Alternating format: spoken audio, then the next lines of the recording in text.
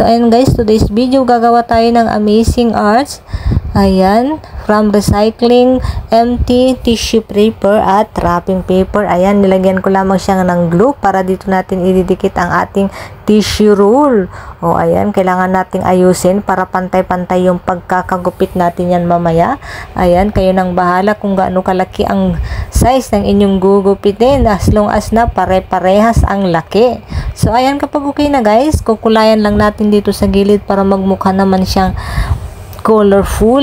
Ayan, at once again, bahala na kayo kung anong klaseng kulay ang gusto nyong ilagay.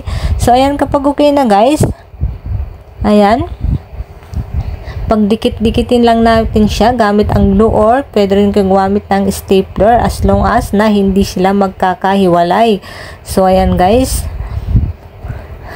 napakagandang proyekto ito guys. Habang ginagawa ko ito, kung bago ka pa lang dito sa aking channel, please to subscribe and hit the notification bell para updated kayo sa mga marami pang arts video na aking gagawin. So ayan guys, kapag okay na, ayan, ganyan lang siya kadali.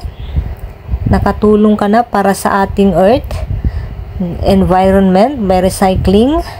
Ayan, nakagawa ka pa ng magandang art or design para decor ng inyong tahanan. So ayan guys, ito na siya pero hindi pa siya magtatapos yan. Ayan, magugupit ulit tayo.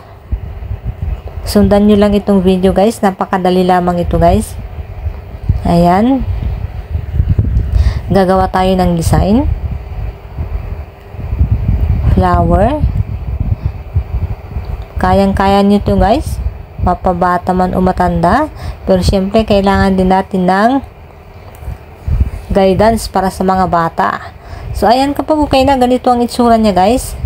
Ayan, itutusukin natin konti dito sa puwet para magmukha naman siyang mas maganda. And then ayan, dedesenyohin lang natin siya ng ganito.